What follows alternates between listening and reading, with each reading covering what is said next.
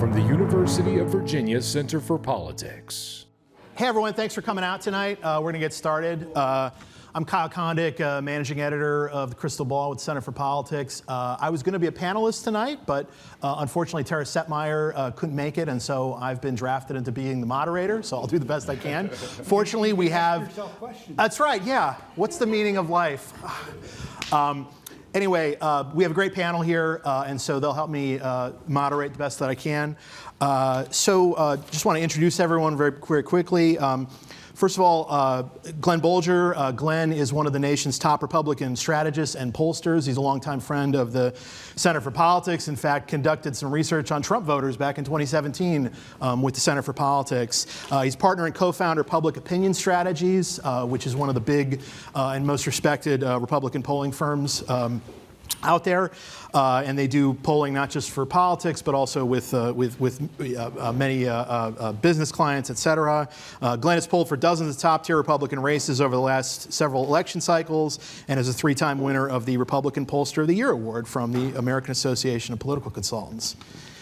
Next is Courtney Kennedy. Courtney is Vice President of Methods and Innovation at Pew Research Center.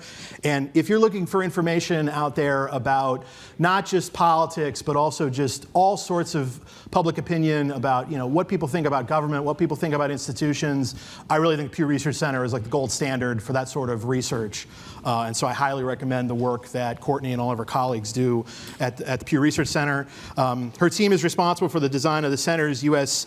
surveys and maintenance of the American Trends Panel. Courtney conducts experimental research to improve the accuracy of public opinion polls. Her research focuses on non-response, weighting, modes of administration, and sampling frames. She has served as a co-author on 5 American Association for Public Opinion Research Task Force reports, including chairing the committee that evaluated polling in the 2016 presidential election. Got my bios out of order here. Here we go. And then finally, Henry Fernandez. Henry is CEO of the African American Research Collaborative, a quantitative and qualitative research firm. He has helped lead election and legislative advocacy campaigns, including criminal justice reform efforts in multiple states. He served as a senior fellow at the Center for American Progress on the Obama-Biden transition team based at the U.S. Department of Housing and Urban Development. He was a regular commentator on MSNBC and has been interviewed by dozens of media, including the New York Times, Fox News, Financial Times, BBC, and USA Today. So let's just dive into our questions here. Courtney, first question to you. There was a lot of, basically the presidential polls in 2016 and 2020 really kind of underestimated Donald Trump's level of support, and actually it was sort of striking that that was more so the case in 2020 than it was in 2016. There just was less attention paid to it because the polls said that Joe Biden would win the election, and Joe Biden did win the election, but there was actually a little bit more polling error, particularly in the key states. And so, I don't know if you have a sense as to maybe what the cause of that was, or maybe it's still a mystery, and what have pollsters done to try to address that? Sure. Well, I'll start with the second question. So I get asked that a lot, sort of like, what's wrong with polls, and have you guys as an industry fixed it? I got that question so many times. I got my colleagues together at Pew, and we did a whole study about it. We basically surveyed the polling industry and looked at each organization and looked, did they change their methodology, particularly since 2016. We went back a little bit further, but the focus is really 2016 to now. And the good news is that, yes, most polling organizations, we had the number at like 61%, have changed how they've done polling since 2016. And by that I mean like they're either sampling people differently, like how they recruit, or the modes that they interview people in, like whether that's online or by telephone, things like that. We did look at exclusively organizations that do national polling. They just are better about documenting their methods and answering questions about that. The guys who only do state polling are kind of a little bit different. We didn't explore that. But if you're looking at national pollsters, yeah, most of them have changed. And we looked, but they haven't all done one thing, right? There's not been sort of one silver bullet that people have glommed onto to solve what's wrong with polling. We saw a few different things. One is this continuation of polls moving from a lot of telephone-heavy methods, more online. That predated 2016, but we've seen that just has continued. And the other thing that we've seen is polling organizations kind of expanding the ways that they're trying to reach people. Instead of just being a phone shop or just being an online shop, more pollsters these days will give people multiple sort of opportunities or multiple ways to participate. Because it's become quite clear, I think one of the lessons from the last few cycles is that if you just do one method, online, you're going to do well with young people. On phone, you're going to do well with old people. If you just do one thing, you're probably going to leave some segment behind.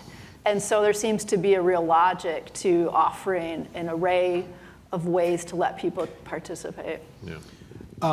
This is such a big picture question. I guess I'd ask Henry and Glenn to both chime in as well. Like, in your own work, are there, different things that you're doing, maybe some of the things that Courtney talked about, or other methods just to try to be able to, reach people in a sort of a better way?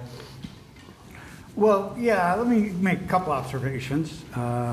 It's kind of odd for me to do this because I think nobody knows more about this than Courtney does, just how much time she's spent studying that. So I feel like I'm underqualified to talk about that with her here. First of all, thank you for having me. I'm always happy to do stuff for Center for Politics and UVA. 3 big reasons why. Number one is my oldest daughter over here, Julia. She is a graduate of UVA and was always happy to come down. I'm always happy to come down to the campus. Number 2 is UVA is the only collegiate UNESCO World Heritage Site in the U.S. And those of you who read my blog, which is nobody here, I won't take it personally, know that UNESCO means you must go. Because you don't make it as a UNESCO World Heritage Site unless it's something both historic and special. And then the third reason is, of course, I'm a big UVA basketball fan. I still have my national championship shirt, so I was proud to wear that. But kind of going to the heart of your question, what's interesting is in both 2018 and 2022, the polling generally was accurate. Now, people expected a better outcome in 2022 for Republicans than actually happened, but that's not because of the polling, that's because of historical trends. Everybody looked at it and said, those undecideds are going to go for the Republicans in 2022, and yet they did not go that strongly. Republicans still picked up the House, but not by as many seats as expected. Tied in the Senate, but because the vice president has the tie-breaking vote, they're in the minority by 1 vote on tied votes. So one of the challenges is, okay, why was 2016 and 2020 different? And there's a big theory about the shy Trump voters. Shy is a nice way. I think they would describe themselves more strongly with different terms. So far this cycle, one of the things that we've seen is we are the Republican half, my partner Bill McIntyre does it, of the NBC poll, working with Peter Hart and Associates, who's the our Democratic partner in that. And one of the things that doing monthly national surveys does is allows us to do what's called the data merge, where we take all the year's interviews and merge them together. And when you look at party ID this year, Republicans have the advantage for the first time since we've been doing polling nationally in a presidential election year.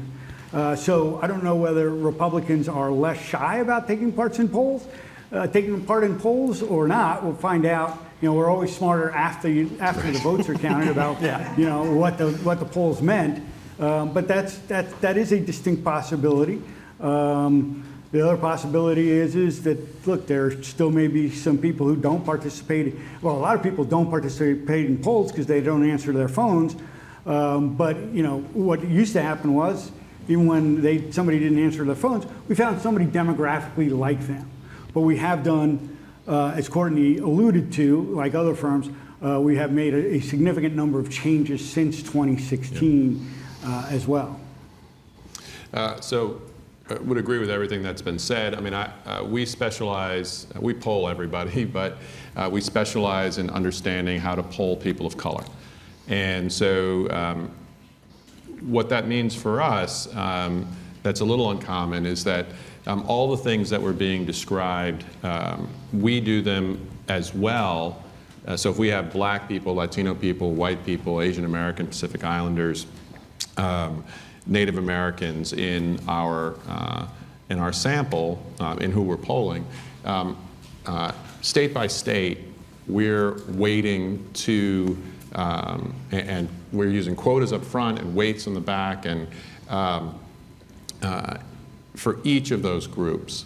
And then we're oversampling in those groups, because otherwise, there are a lot of things that we kind of assume about populations. I think, and I'm sure at some point someone will ask me about black people shifting towards Trump or towards Republican Party and my thoughts on that. But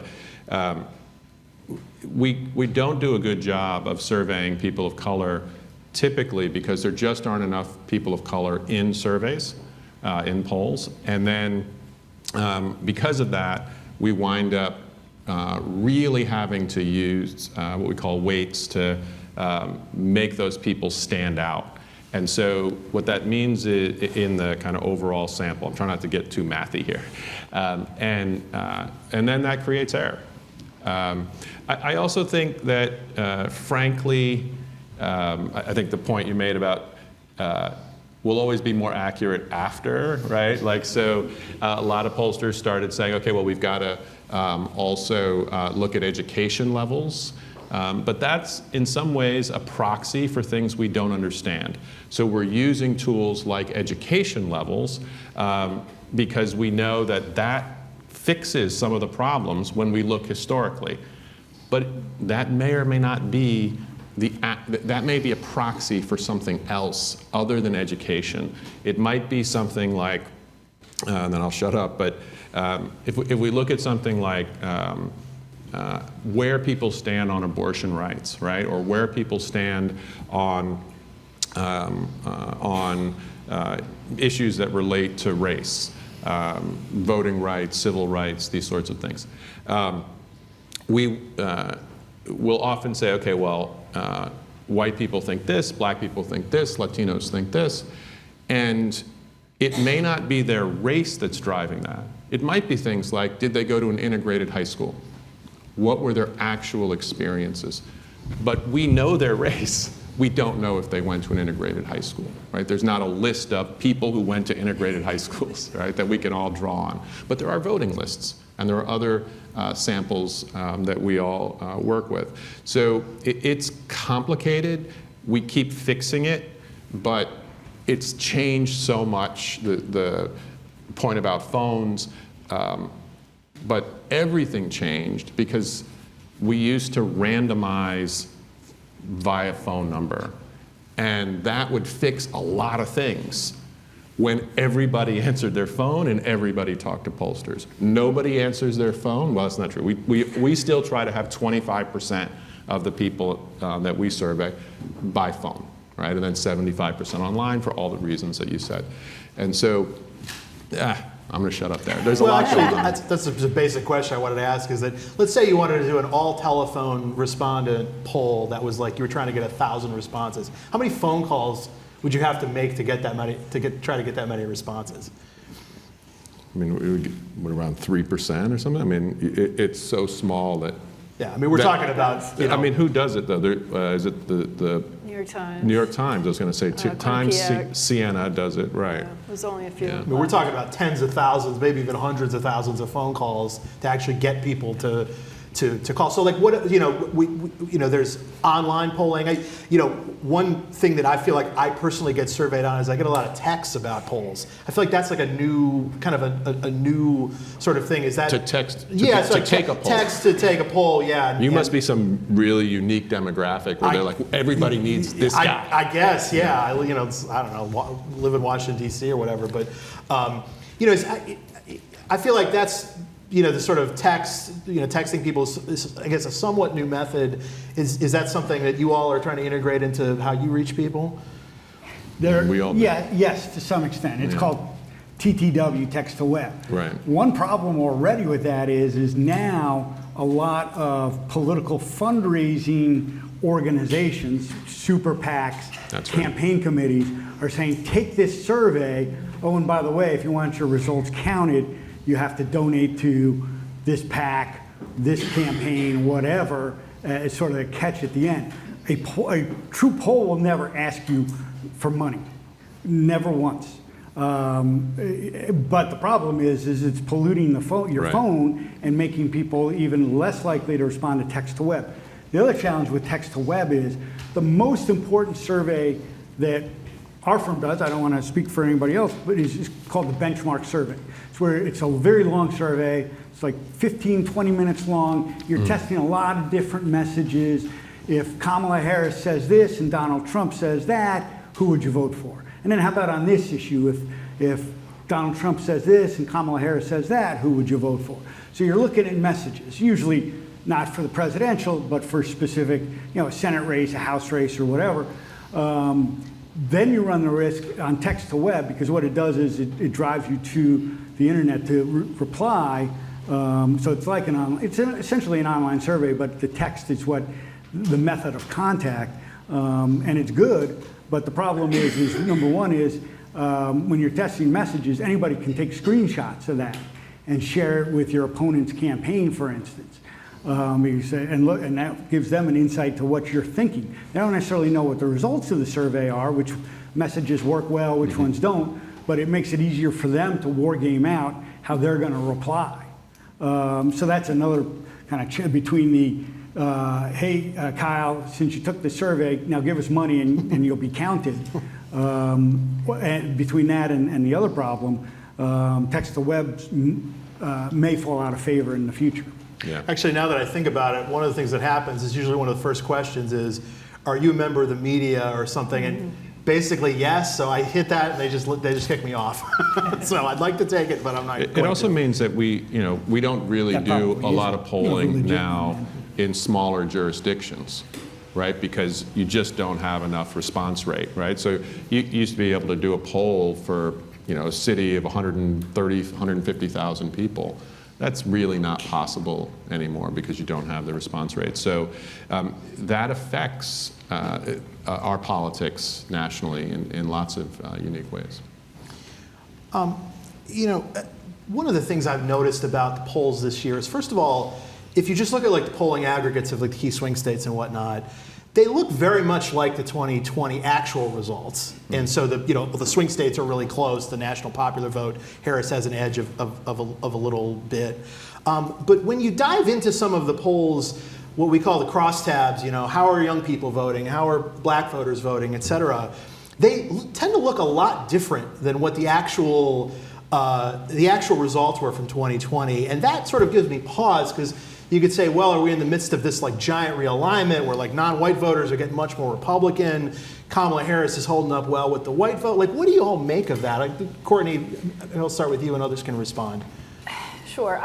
So I agree. At the top line level, it looks very familiar. And I think that that's a function of, part of that's real. I think polling's doing a reasonable job getting where the race is at. Part of it too, though, I think is reflecting the fact that as pollsters, we have to do more weighting now than we used to, which Henry mentioned. When I got into the field, we didn't weight on partisanship. And we felt very strongly about that's what we're trying to measure. We're trying to measure party ID. We're trying to measure vote choice. We would never weight on that. Well, fast forward to today, that's changed because we've had no choice. Because the challenges from non-response and different groups responding at different rates, we have no choice but to wait on some of these, sort of political measures.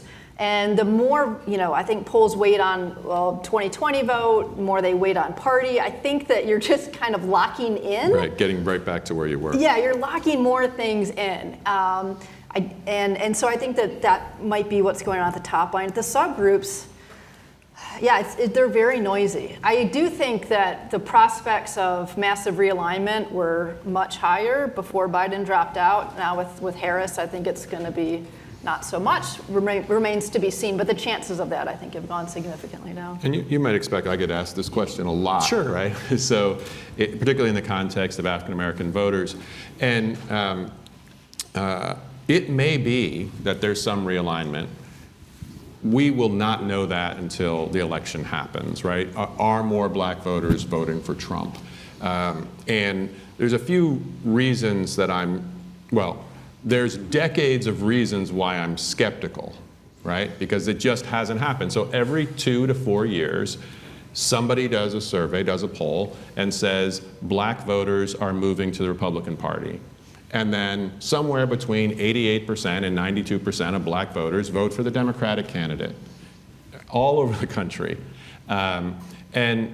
But change happens after it didn't happen. So it's possible that, that this change is happening. But we should understand some things about black voters. So there's an assumption, I think, kind of in a lot of places in our politics that black voters are locked in for the Democratic Party. And in polling, that's not really what happens.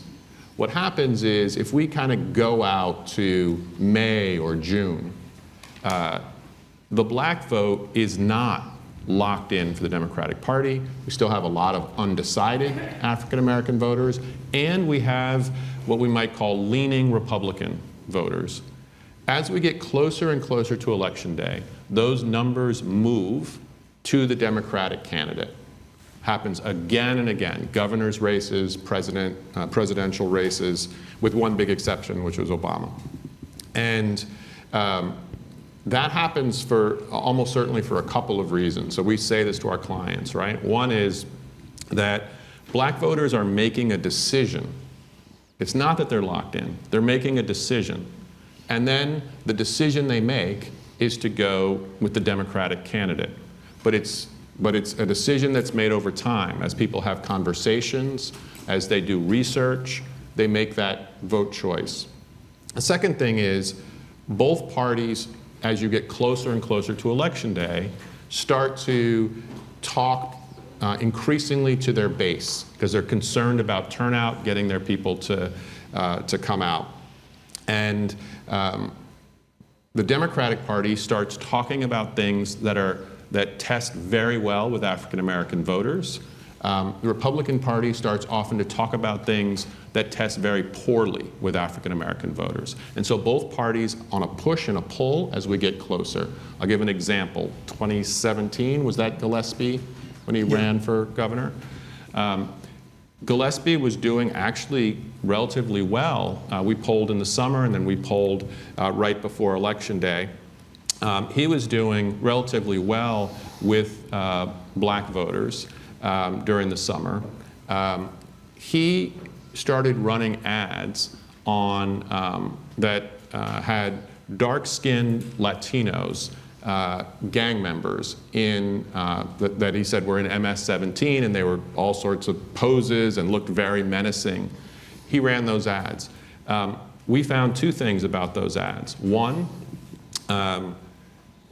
that African Americans who had seen them were aggressively anti-Gillespie, much more so than Latinos.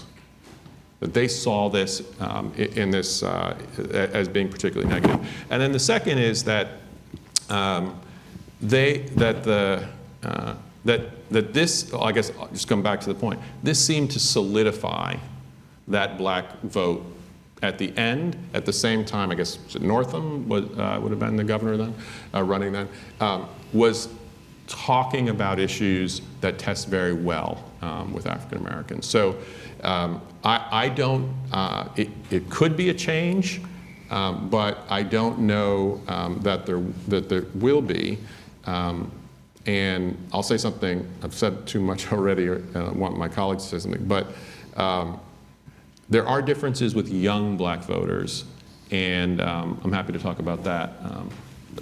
I would agree with you, although I think the process has already happened. Mm-hmm. In other words, in 3 major polls that I've done recently with a significant African American population in that voting area, Trump is in single digits. Mm-hmm. Yeah, so you're saying it's already happened? It's already happened, yeah. And what's happening is the Republican who's below them on the ticket is dropping, not as fast as Trump, but political gravity works. And by the way, to defend my friend Ed, I didn't work on his 2017 campaign. He was going to lose anyhow because Trump, was so Trump was so unpopular in Virginia. Also, by the way, in April, with African Americans, Joe Biden was at 46%, no, 48%, sorry, and Trump was at 14%. No, sorry, Biden was at 74%, Trump was at 14%. By September, Harris 82 to 12. And since then, Trump, that was early September, since then Trump has dropped below double digits as well. So Harris is coalescing the African American vote. And then the only last thing I would add is I made my bones in working with campaigns in helping win swing seats. And one of the things that I always insisted on was we don't focus on the base, especially in a presidential year. Who's going to turn out in a presidential year? The base. Come hell or high water. So I don't know why you need to keep throwing them bones. They're already chewing on a bone. You need to focus on swing voters. So when you make the point that both parties go back to their bases at the end, they're going to vote. They can't wait to vote. They'll, come hell or high water, they'll vote. You should focus on the swing voters at that point in time. And I don't understand why campaigns have gotten away from that, particularly on the Republican side, and said, "Oh, we got to get our base turned out." That's not the problem for Republicans. Can I say something sure, about? go ahead. Yeah. I do want to say something about, as I mentioned it, young black voters, and this is why I don't know, right? When I said I have decades to make me suspicious, but I don't know. So we often hear that young people are more progressive than their parents or grandparents, right? And that is true for white and Latino voters. For black voters, black younger voters are more open to Republican candidates and more willing to vote for Republican candidates. What we don't know, and we know that that's been the case for multiple election cycles now. What we don't know is whether that will be something that young black voters carry with them as they get older, or will young black voters, as they get older, become more like older black voters? We just don't know that yet. We just haven't had enough time to see whether that occurs. But it is unique that only black voters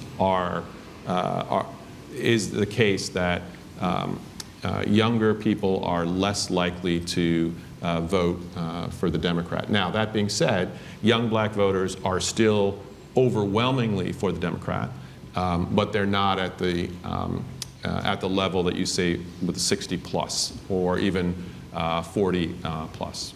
Isn't it the case that amongst like white voters, like church attendance is kind of correlated with being more conservative and more Republican leaning, but actually among black voters it may actually be kind of the opposite. It is the reverse, yeah. Yeah, because the church is sort of this really important sort of the social function. I mean, it's sort of social function for all sorts of people, but particularly for older black voters, that might sort of reinforce Democratic Party voting patterns in a way that maybe it's a little bit unmoored for the younger folks. Is that true? And it's one of those things where that may be a proxy for something else, right? Yeah. So I go back to that idea that is it the fact that black people are going to church that makes them vote more Democratic? Or is it the fact that black people are in the church and it's the fact that they're black that makes them more democratic and their life experiences, our life experiences? And so it does operate in the reverse, because if you think about who votes at kind of 94, 95, 96% for the Democratic candidate, African American woman, who is over the age of 60, right? That is a pretty good church attending group, right, in the African American community. I also think that we are seeing different kinds of evangelicism play itself out differently in the white and Latino communities than you're seeing it play itself out in black communities, right? And so I think you hinted at a piece of this, kind of the history and the connection to the church, but also we haven't seen black evangelicals shift to look more like white evangelicals. We have seen some of that with Latino evangelical voters. So all of this is pretty interesting and complicated and keeps us all employed. So. Courtney, what are the kinds of groups that are more likely to respond to polls? Because one of the arguments I see advanced out there is that, we were talking about how some polls may be overstating the Republican lean of black voters, and I think we've sort of established that it is probably overstated to some extent in polls. And so that's a way that maybe the Democrats are being understated in the polls a little bit. But there are also a lot of polls that show, this was true for Biden, and it's been true to some extent for Harris, that they're doing really well amongst white senior citizens, which is, generally speaking, kind of a more Republican-leaning group. And that also strikes me as maybe not being right. And there's this idea that I've seen advanced that maybe, there's just a lot of like older white liberals that really like to talk to pollsters.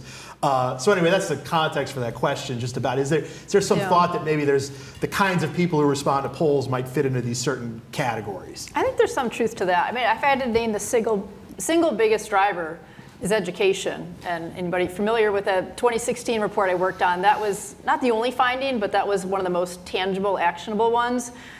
There's something about people who've gone to college that it correlates with being much more likely to take surveys. Yeah. Now, to Henry's point, that's probably a proxy for something else. Do they just sort of go to college and you are exposed more to science and research and kind of have a deeper appreciation for what the pollster's trying to do? I frankly don't know what exactly it is, but that's the biggest one. That is a variable we have to wait quite significantly to correct. The other ones we see are people who are politically engaged, right? If you're a registered voter, you're way more likely to take surveys than someone who's not a registered voter.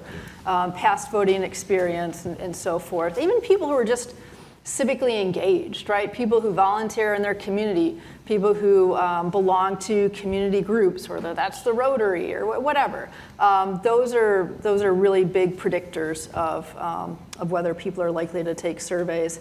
And I do think from 2016 and 2020, you could also add to that list, people who are not voting for Trump, but are voting for the Democratic candidate were more likely to take surveys than people who supported Trump. And I don't know if that's going to be true again this year. It's really hard to tell. Some people say, looks like Democrat response rates are higher right now, and then it might flip. And it's really tough to know. But I do think that there's a partisanship to it since 2016 that didn't used to exist. I used to joke when I entered the field, response rates were already low, but it was okay because Democrats and Republicans hated pollsters equally. And I think it was true then. That's no longer true now, and I think that's been the struggle. The idea that maybe Republicans don't like the pollsters more, is that, or? Yeah, and it's even like, when there was some research done that even if you got party right, you got the right Republican level, they were still getting the vote wrong. They were still underestimating Trump because it wasn't just Republicans. It was like Trump supporters among Republicans. There's a certain kind of yes. Trump-supporting Republican that is less likely to respond to a poll, I guess, than maybe a non-Trump-supporting Republican or someone soft yes. on him. And we see this in other issues. We do a lot of healthcare polling, and we did a huge poll on vaccine hesitancy, and we saw greater levels of hesitancy among Trump voters, probably connected to distrust of institutions. And then we also had issues with getting enough folks to take the survey. We're doing a big survey in Michigan now, a series of surveys on substance use disorders, and really figuring out how to make sure you get the right folks into that. And then we did a big survey, I guess now about 6 weeks ago, of unregistered African American voters. That is not an easy population to find. There is no list of unregistered voters, right?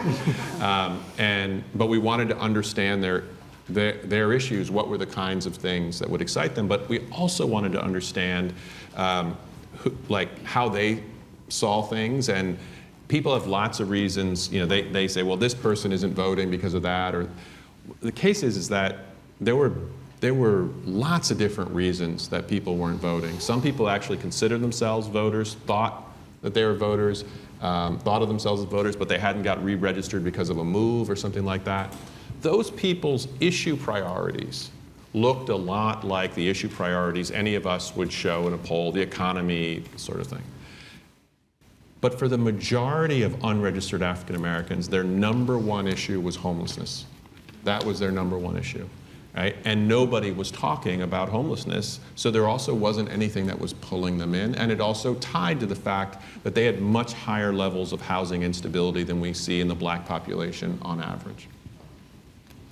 Do we have a sense, obviously there aren't that many undecideds, and actually the people who said they were voting third party for president, that has decreased pretty significantly with Robert F. Kennedy Jr. Getting out of the race. Well, kind of, sort of.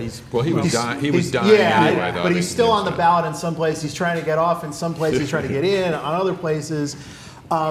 Glenn, I was thinking back to, I think it was surveys from your firm of Michigan, Pennsylvania, and Wisconsin that I don't know if you were directly involved in, but that basically were suggesting that like Harris was up maybe slightly in those three key states, but that the undecided sort of skewed more toward people you would kind of think would be Republican-leaning voters. Is that your sense as to who the quote-unquote undecideds are, swing voters in this election? And I'm curious if the other two panelists have thoughts on that too. Let's not get too carried away with that, simply because, as you noted, there's so few undecideds now that looking at them. So what we did for that, and I wasn't directly involved, but I did pay attention to it, was we took the undecideds from all three surveys and merged them together to get a better sample size of undecided. Still wasn't huge. And yes, they were slightly more likely to be Republican. But again, all that means is this is, we're talking about a coin flip. Where was I going with? Oh, for example, in 2012, I was doing the Super PAC, Restore Our Future, which was the one Super PAC supporting Mitt Romney. And at the end, there were still enough undecided then. But when you profiled who those undecideds were, they tended to be younger women, both white and people of color. Well, as I told the folks at the Super PAC, these undecided voters are going to vote for Romney. They're only Obama. They're only holding back because they don't like him on some of the issues, but they like him personally, which is also the same thing we heard in focus groups. I cannot tell you how many focus groups I did in Columbus, Ohio, and Orlando, Florida that year, and undecided women, independent women would say, I don't agree with him on this issue or that issue or the other issue, but he really cares about the country and he's doing the best he can.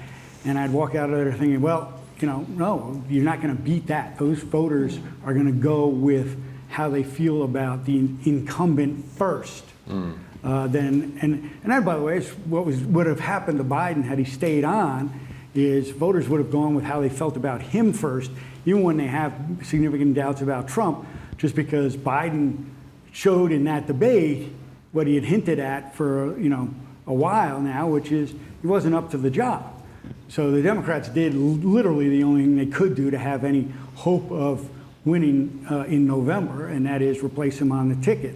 But the point being is when you look at the national surveys, for example, when you only have 2 or 3% undecided, it's hard to profile and say with any certainty, undecided voters are more likely to be, independent young women, for instance, which is often the case in campaigns. But no, I can't sit here and tell you who I think the undecideds will vote for, because there's just not enough of them. Well, if they are independent young women, I could tell you who they're going to vote for. Right. I'm not convinced. No, right. I totally agree with everything you said. I was like, yeah, I'm sure that Harris would appreciate that. That way in 2012, it was like, nope, Romney's going to fall short. Courtney, any sign from Pew's?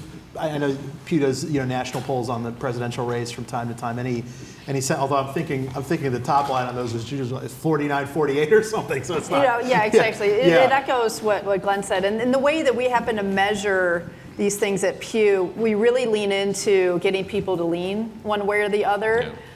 Which leaves very, very few in the middle. And especially when we measure it online, we don't even give them the option to not lean. And so we try to pretty much lean the entire population, which has some virtues, but the drawback is it makes it a lot harder to study undecideds. Yeah, if you see a poll with no undecideds, 100% decided, it's either the day of the election or it's an online survey.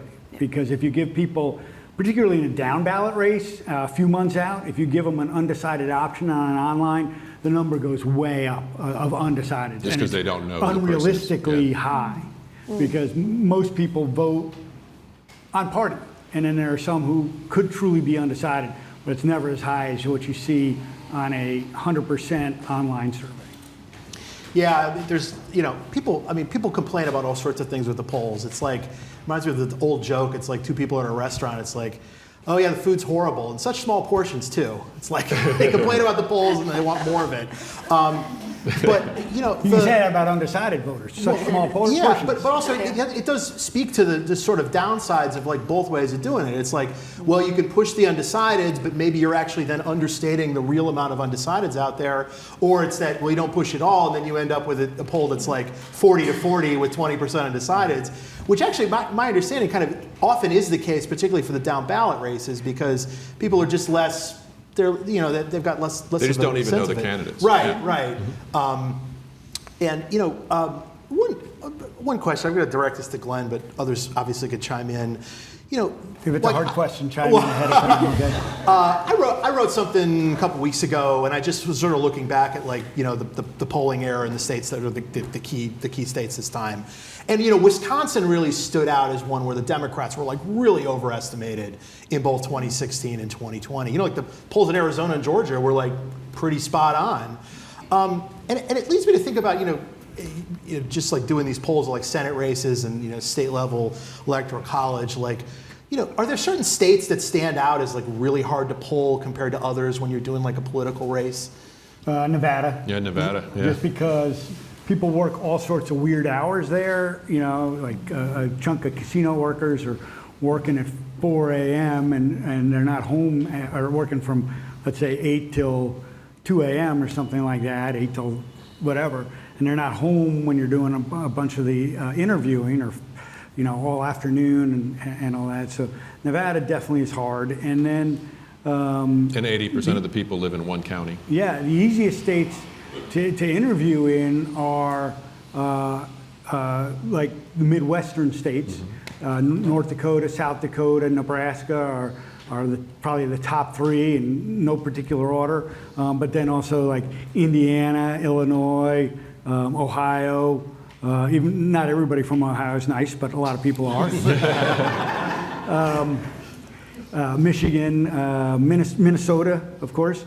And why that is? Well, they tend to be the nicer states anyhow, the people there. So they're nice to people on the phone. Those are the easiest ones, and then the harder ones you get to, not shockingly, also New York is up there. Massachusetts is tougher. Now the flip side of it is you only do so much polling in those states, right, because it's rare for a Republican to be competitive. Maybe in some congressional districts, maybe once in a while. I mean, Massachusetts had a string of Republican gubernatorial wins. That doesn't, but that streak's over, and don't know that it's coming back ever. So those are the states where it's a little bit harder.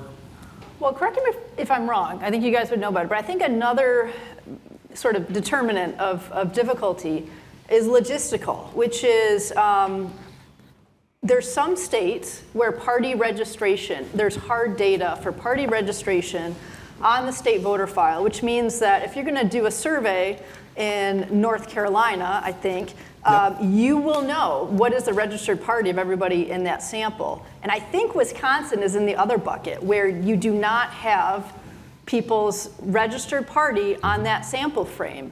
And what you have instead is you have the vendor who supplies these sample files to us. They will do a model, and they will statistically predict, John Doe's Republican, Susie's Democrat, that kind of. So you have this modeled variable for what the vendor thinks is the partisanship of the people in your sample. And the research that I've seen is that in Wisconsin, it's like the worst. Try as they may, these statistical guesses have a ton of error in them in Wisconsin. And so I think that is one of the drivers. And when Courtney talks about using modeling to project partisanship. I assume that's a historic desk back there. So I don't want to go back there and bang my head, but I'm doing everything I can to not do that. The modeling stuff, it's just absolutely terrible. I remember doing a race not too long ago, congressional race, and our polling consistently had the Republican incumbent. It's a tough seat, being outspent, tough year. It was 2018, and just did not look good. And the modelers kept coming back and saying, well, look, we know this isn't a scientific survey, but in our survey, you're ahead by 7 points. Guess who the campaign wanted to believe? They wanted to believe the happy news, not our realistic news. And of course, on election night, the candidate turned to his manager and said, well, damn it, Glenn was right again. The other times, I'd been right that he was going to win, but so I don't trust modelers as far as I can throw them. And it was in Wisconsin, but it wasn't far away from that. That is certainly the case that not every state has voter registration or registration by party. Virginia doesn't. If you go to vote in a primary, you could take whichever ballot you want, and then the next year you could take a different ballot. In my home state of Ohio, if you take a Republican ballot, you're a Republican, but then you could just take a Democratic ballot next time, and then you're a Democrat. Whereas like a Pennsylvania, you mentioned North Carolina, those are states that have actual party registration. So when you can register as a Democrat or Republican or not with a party. Although they're also the Democrats historically in Pennsylvania have had this big party registration advantage. There are many more registered Democrats than Republicans. Although that number's been shrinking over time. Big. But a lot of those people who are registered Democrats are Trump voters, or some of them are. And some of those registered Republicans are Biden or Harris voters, because their party registration doesn't necessarily have to totally reflect how they're going to vote. And we saw in 2016 there were a lot of people crossing over one way or the other. Well, people also want to be able to vote in their local elections. Right. And so if they're in a city where the primary is what really, really matters, there's a certain percentage of people who will say, okay, well, I'm going to register as a Democrat because I live in this city, and they may consider themselves a moderate or conservative Democrat, but they get to vote in all their elections that actually matter. So there's a lot of complexity there. It's also, waiting to party is always tough, and most of us try not to do it too much, and because we think of party in the way that we're talking about it, right? What are you registered as? But a lot of Americans think of it as, how are they feeling right now, right? And they're kind of feeling like, I like the Republican, I'm a Republican. I like the Democrat, I'm a Democrat. People love the idea that they're independent. Not because they're going to vote independent, but they love the idea. I'm an independent person. So it's the way people think about this is different than often the way that we actually have access to the data. It's much easier polling a party registration state like a Florida or a North Carolina, or a California or a Louisiana or New York than it is a party ID state like a Virginia or a Wisconsin. That's right. What's interesting is North Dakota, easy to poll, but there is no registration at all. Anybody can vote. South Dakota, also easy to poll. It's party registration, same with Nebraska. But some of that, I think, is the culture of those states is, you see somebody with a flat tire, you pull over and ask if you can help them. In some states, I'm not going to say New York, they see somebody with a flat tire and they're like, you for slowing down traffic. Cut that out of the YouTube, sorry. Speaking, that reminds me of something that the New York Times said that they're doing in their polling, which is that they're including what are called partial responses. And the partial responses are very much like what you just said, in that it's like, oh, well, sir, how do you plan to vote in the presidential election? The person says, I'm voting for Trump, F you, and they hang up the phone. And the sort of thought was that, well, that's not a completed interview because they didn't do the rest of the questions. But the New York Times has said, I think they've said that they're going to include those as kind of a way of capturing this, I don't know, shy or not very shy Trump vote.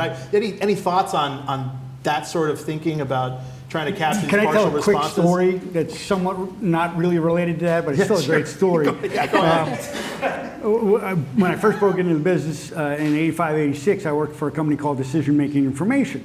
It was run by Richard Werflin, one of the kind of founding fathers of political polling, along with people on others on the Republican side and the Democratic side. Well, he was best known as Ronald Reagan's pollster, but we were doing a survey for Frank Rizzo, the former Democratic mayor of Philadelphia. He was running as a Republican, and we'd ask these open ends, and they came back very antiseptic.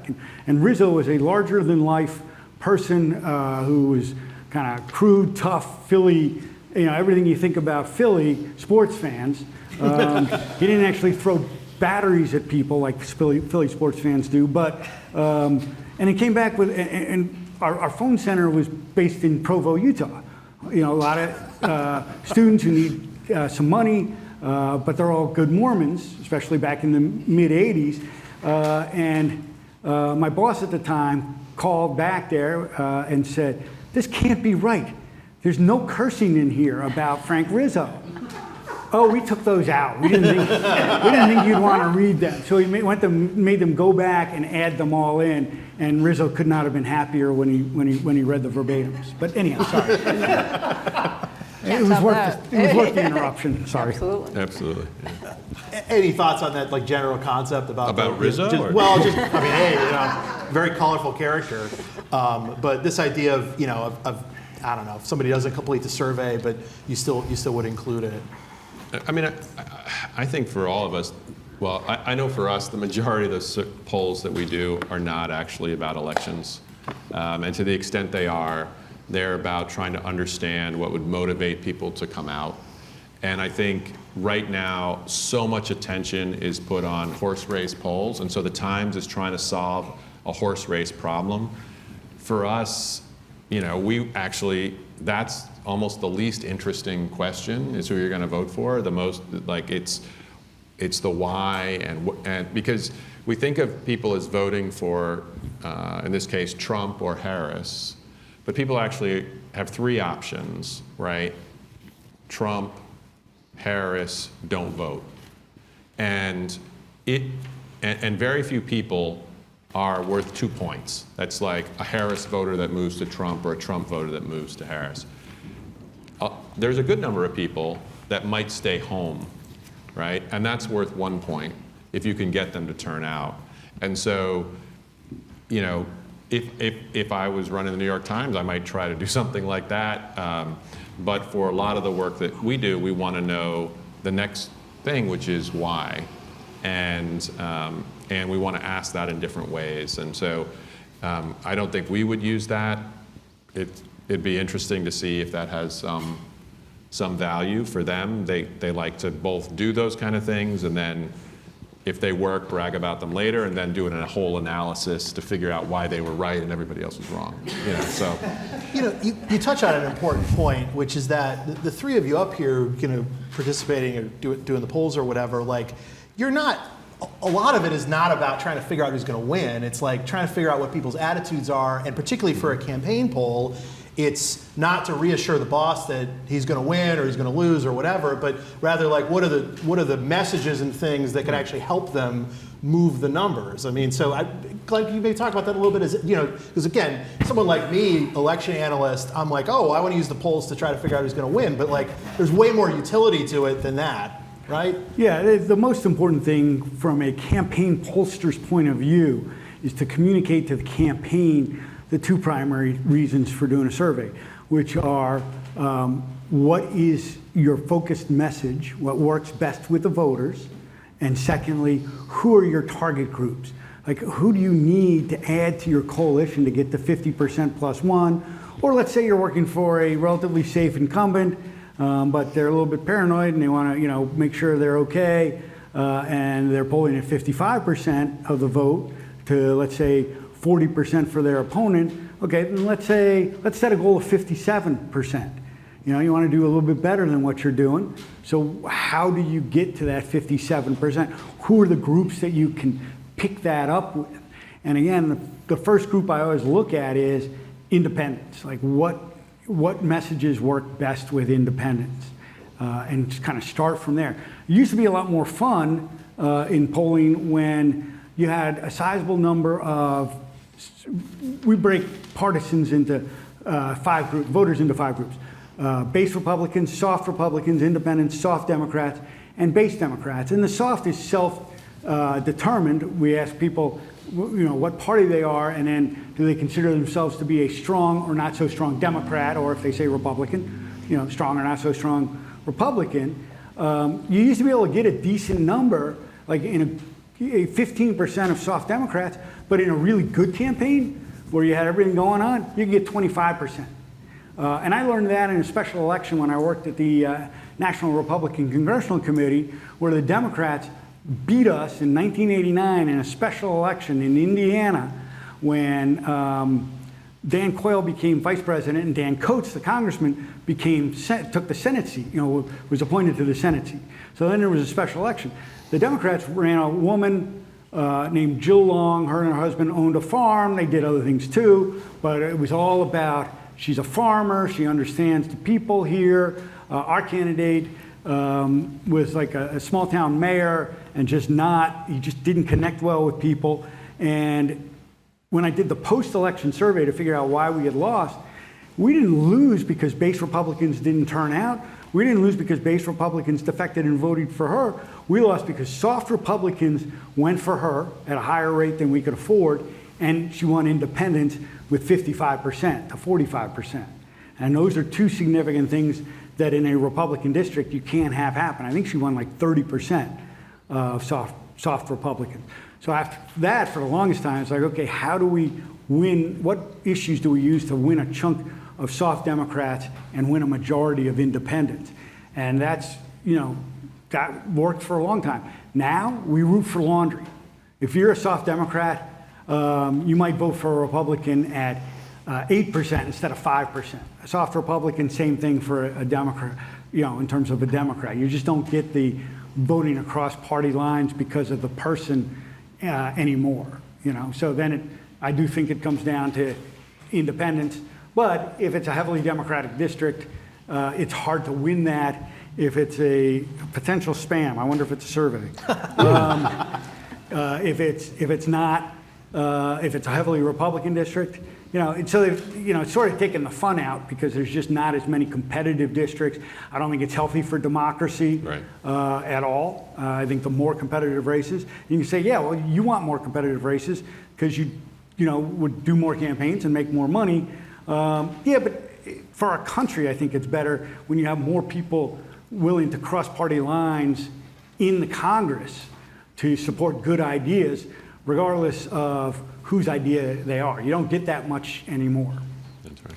I really appreciate you raising this point of just in general, polls are more than just the horse race, because one thing that was so frustrating after 2016 and 2020 was there's this giant reaction of, polls are broken. Polling no longer works. And like on one level, like that reaction was fair. Like the polls did have a lot of error, more than usual. So there's some of that's fair. But I do think a lot of people in the public who don't live in the industry, they really think that polls no longer work. And that's just not true. So to your point, like at Pew, what we're trying to do is not really call the horse race, but like we just think that the public wants to know, where's the country at on abortion? Where's the country at on immigration and crime, like the major issues? That's all we're trying to do. And frankly, for those things, you don't need the precision of calling something within like a point or two. So I feel like, we're in this time where we have a lot of close elections. People don't want to hear it, but polls are not precise enough to get it right if it's within frankly, 5 points. If you look at the 2016, 2020 election, state polls were off by an average of 5 points. So that's the level of precision, right? And so, but if the question is just I want to use a poll to understand the major issues of the day and how the public's reacting to something, they can totally do that. So polling is not broken on that sort of fundamental level. It's just not quite as precise as we all wish it would be. Yeah, my standard line is always it's kind of amazing that polls do as well as they do, even in that the precision that I guess we would want in the horse race, but also like to your point about issues, whether 71% or 73% of the public supports same-sex marriage. I don't know what the number is now. It's probably somewhere around there. But we also know that 20 years ago, maybe it was 35%. So like maybe there's a little bit of an error in there, but we know that over the course of 20 years, same-sex marriage has gotten a little more popular, and the political world has been responsive to that. The same thing is true of like, when you're looking for on issues, you're kind of looking for like, is there some pretty obvious trend over time, like marijuana acceptance use is another one. And like abortion rights, certainly the Democratic position is more popular on it, although some of the polling is a little more nuanced and a little more consistent over time on it. And I guess, so you're confident that maybe, expecting this level of precision on the horse race is too much, but that polls are still pretty accurately assessing like what the public cares about at a given time. Well, they're accurate. I go back to the point about the survey we did of unregistered African Americans. I'm pretty confident that our results are pretty accurate, but most polls don't have that group in them, right? So I use that kind of 1-0-1. That people are making three different choices. There's a lot of people who are unregistered, and they're not going to vote because they're unregistered, right? So, so we don't survey. Most surveys just don't add any people in who are not registered, right? It makes sense. Why would you survey the people who are not registered? But a portion of those people, particularly young people, will go get registered. And so they won't be, in the survey. And so I think we have accuracy to the extent that who we're surveying, I don't know, that may sound overly simplistic, but we're making choices about who we think ought to be surveyed on any particular issue, and who we think is likely to vote, right? And we've had astronomical turnout, for different reasons. The Trump-Biden numbers were huge, but the Obama numbers were in 2008 were huge, right? So we've had these folks that pull in to voting. We've had candidates that pull into voting, people that we didn't know were going to vote. And that's why I think one of you said earlier, we're always accurate after, right, when we go back and try to figure it out. So my question for you is, if you don't mind me asking, how interesting and how hard was it to write the questionnaire for survey of unregistered, in this case, African American voters? Because that's, I mean, I'm not saying it's easy to write them for voters, but it was really interesting. I like that word. I mean, because we did say, we need to open the door to have more issues that people can choose among, right? And we wanted to understand why people weren't voting, and we wanted to understand how they thought of themselves, right? Because I think when we think about those who are unregistered, we all kind of have a reason that we think people are unregistered. And I go back to this idea of like, but what they told us was that there was a range of reasons that people were unregistered. And the harder, and so there was about a quarter of the folks who were unregistered as a political choice. And it didn't matter what message we delivered to them. They were like, no, I'm good. I don't want to be registered, right? And this was a political choice because they didn't have trust in the system. They didn't believe that they should participate in it. And then there were other people who it was about time and just kind of life circumstances. And then there were people who were like, oh no, I think of myself as a voter. I'm just not registered right now, but I'll fix that before the election. and those three groups consistently through the survey, right? If you knew you were going to be able to move group 1, group 2 was harder to move, group 3 you were not going to move. So we then spent our attention on the movables, and but those groups stayed the same throughout, right? By that I mean like their answers were different on all sorts of questions. And so it was really interesting, like there just aren't a lot of surveys of people who are unregistered. And so I found it, to your point about interesting, I found so much of it interesting. Yeah. But so what we found, we did the kind of things all of us do. In polls, we asked about messages and messengers. And interestingly, for this population, the most trusted group of messengers was African American political science professors. Now, they were tied with Michelle Obama, right? That's what I thought you were going to say. But that's amazing, right? Like that's amazing that when anybody ties with Michelle, when Barack Obama ties with Michelle Obama on a survey of African Americans, that's like a good day for Barack Obama, right? She is the most, popular. And so our client, who was interested in registering African Americans, worked with us and found 4 black college professors from around the country who in fact studied political science and black voting, and they delivered messages about HBCUs, funding of HBCUs, and about housing affordability, which were 2 issues that messages that tested really well.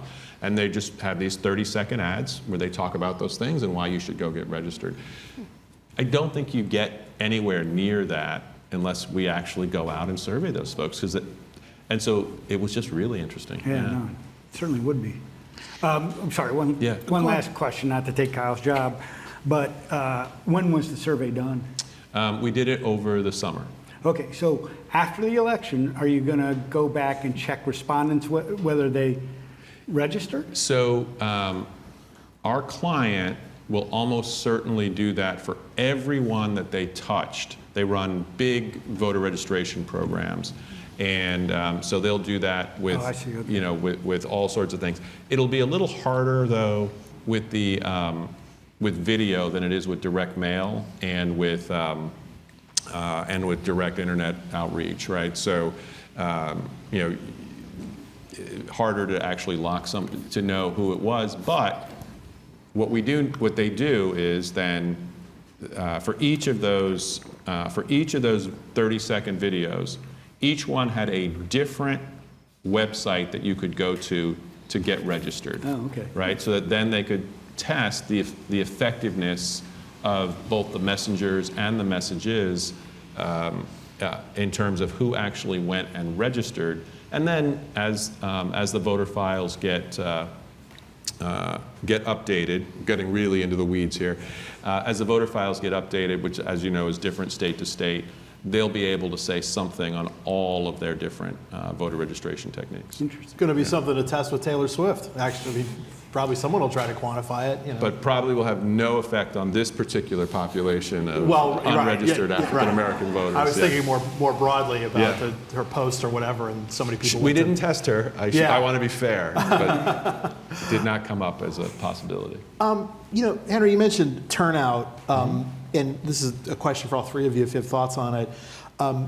Any sense as to what surveys are telling us about, what the turnout's going to be like this year, how excited people are to vote versus past years? 2020 was actually basically historically high turnout in terms of eligible voters.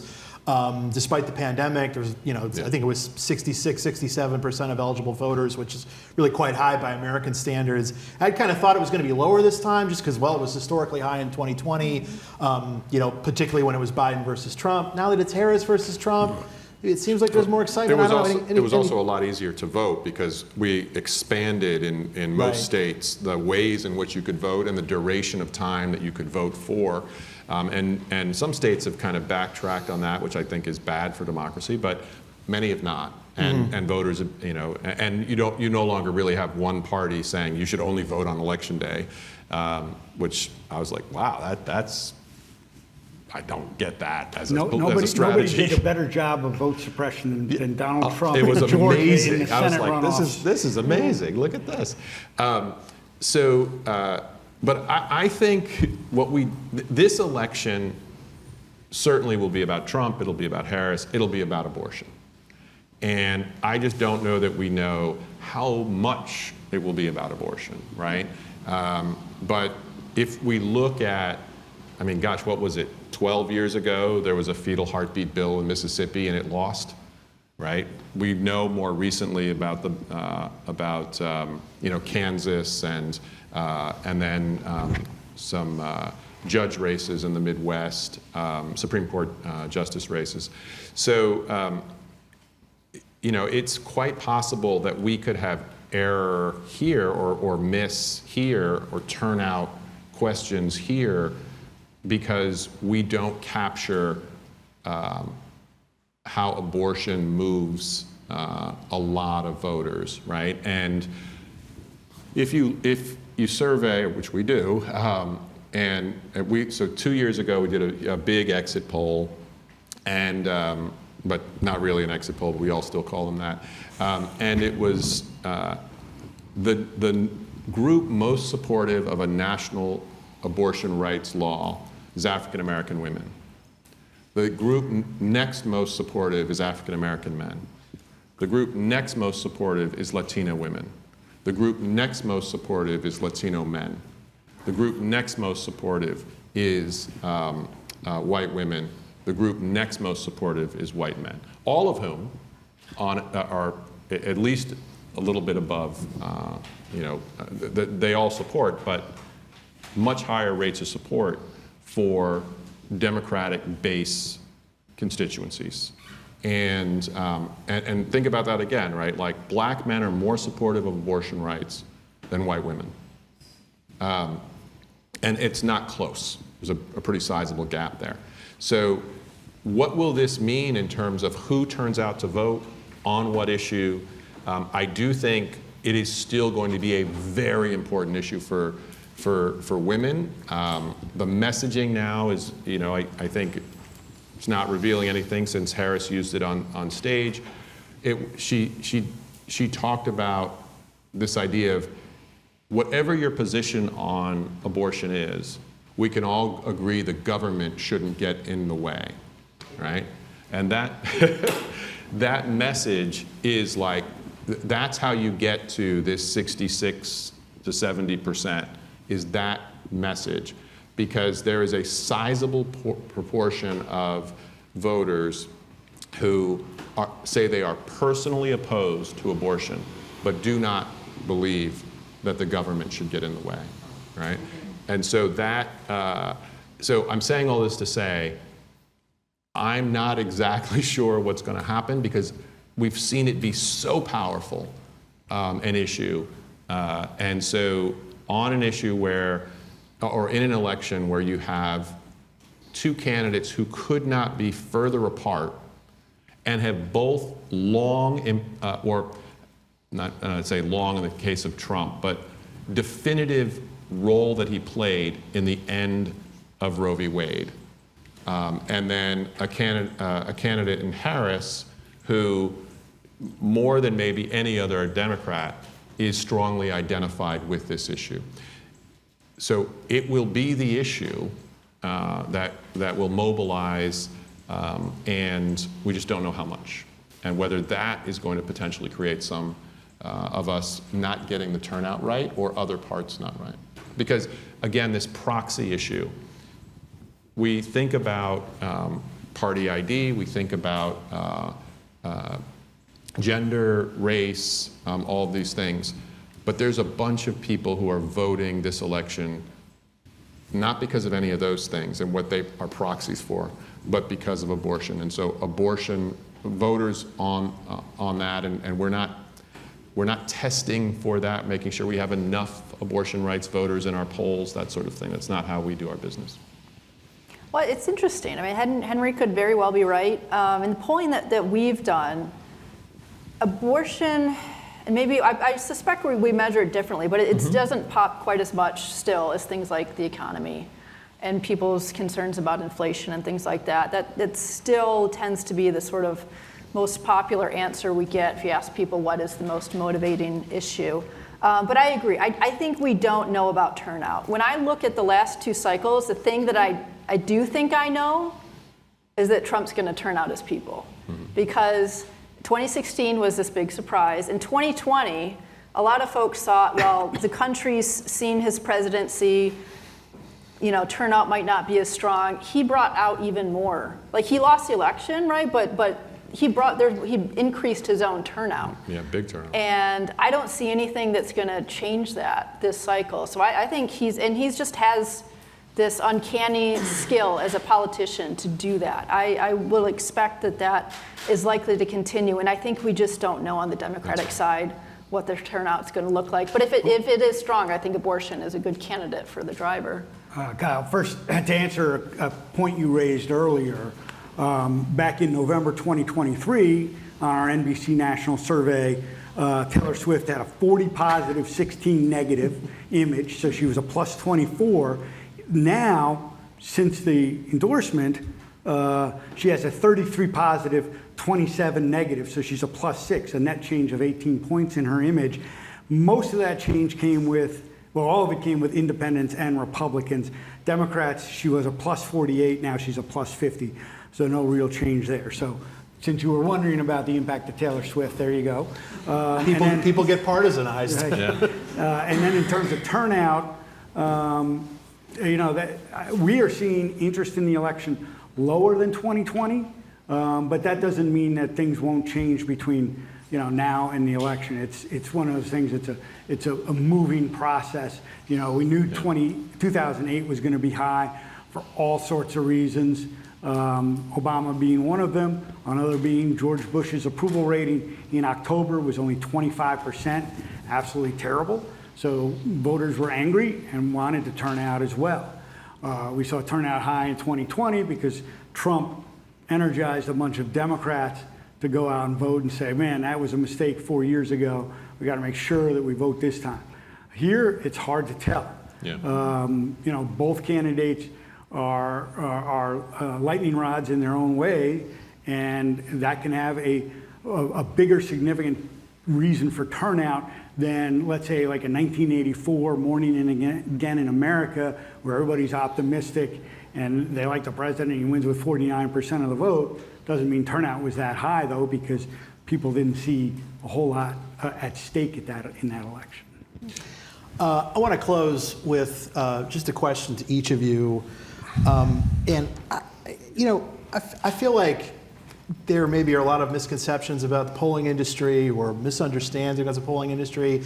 Is there something that you would like to communicate to people about how they should interpret polls or what they should look for in when they're reading a story about a poll? It could be just any sort of piece of advice you might have, or again, fairly open-ended question. I'll start with you, Henry.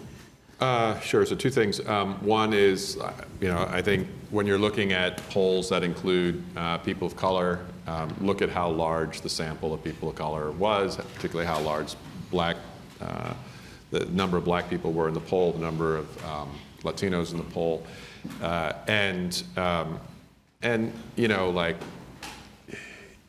can't give you a magic number, but but if it's under 200, it doesn't matter. Right? That nobody, if at that point they're saying, well, so-and-so candidate is up 5 points, or not, or he isn't, right? So there's that.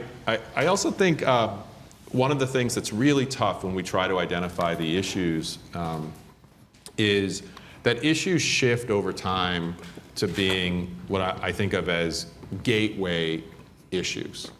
And so I'm not sure if abortion has become a gateway issue. And let me give an example of what I mean by that. So I was being interviewed, I guess quite some time ago now, because it was a few years after Katrina. And I said, and the reporter interviewing me on radio said, well, explain to me this immigration issue as it relates to Latinos. And I said, well, this is going to change over time. But let's think about it like Katrina for black voters. If you ask black voters of a certain age, would you vote for, what are your top issues? They'll say the economy, cost of health care, right? They don't really look very different. Discrimination is a big issue for black voters that isn't for white voters. But otherwise, they're kind of similar, usually top 4 or 5 issues. I said, nobody will say Katrina. But after Katrina, before Katrina, the Republican Party had started to make some gains among black voters. After Katrina, black voters that's where we got the numbers we see now, right?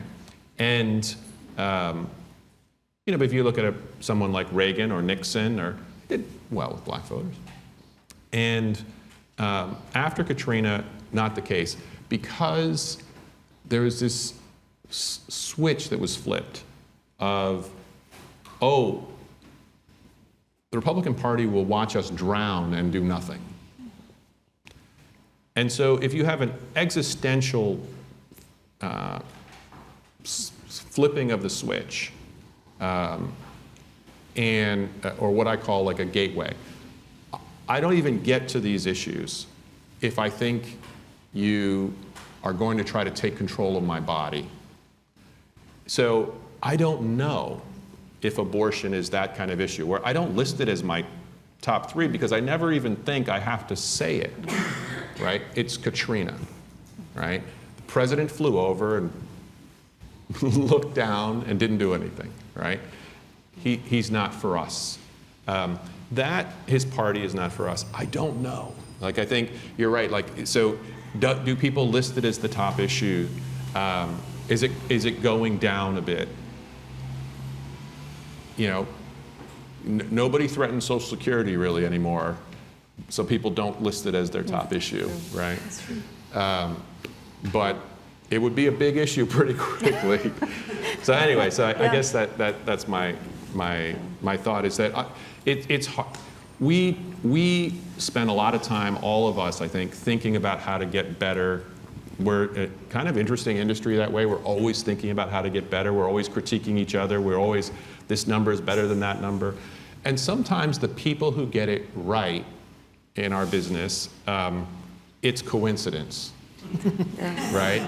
And so some people who are doing some pretty crappy work will get an election right, and then they'll market the heck out of that, and then they're like off by like 19 points, your example of the modeling, right? And you're like, well, of course, because you don't do any of the things that we'd anticipate. So.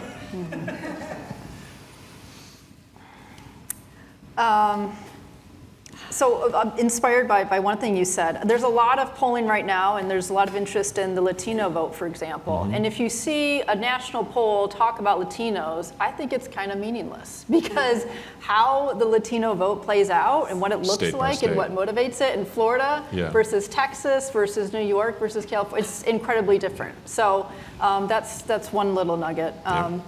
But my other point, I think I'd kind of return to a theme I mentioned earlier. I get asked a lot, should I trust polling? And then I push people, trust polling to do what? Are you asking me, should I trust a poll to call the race in a very tight, like North Carolina presidential race? My answer is no. You shouldn't trust a poll if it's going to be a very close race. They're not built to do that, much as I wish they were. But if you're asking me, like, can I trust a poll to get really in-depth information about black unregistered adults, or to understand how people are feeling about the border, or 10 other issues, yeah, they can do that. Because as you said, Kyle, it doesn't have to be on the money. It can be plus or minus 5, and you still get the story right. So that's my take. Well said. My advice to people would be, or my perspective to people would be, both myself and my colleagues on the Republican side and my colleagues on the Democratic side, there's not a Republican poll or a Democratic poll. We got to be right, because capitalism works, and if you're consistently wrong, you're not going to get hired anymore. And you won't have any clients. You won't be wrong anymore, but so when I hear, oh, I can't trust the poll that you released because it shows your candidate ahead. Well, we're not going to release one showing a candidate behind. A lot of the polls, most of the polls we take don't get released. They're used for planning. Polls that we do release are used for planning first and foremost, but are also, okay, this can maybe help dry up our opponent's fundraising, or maybe cause the national party to take a closer look and say, oh, we need to give them money as well, or add them to our target list.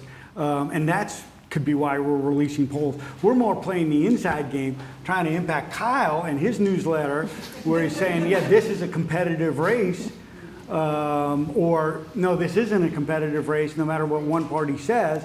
For example, I'm friends with a bunch of Democratic pollsters. Why? We don't compete for business. We work against each other, but afterwards, when we compare notes, we generally have the same data.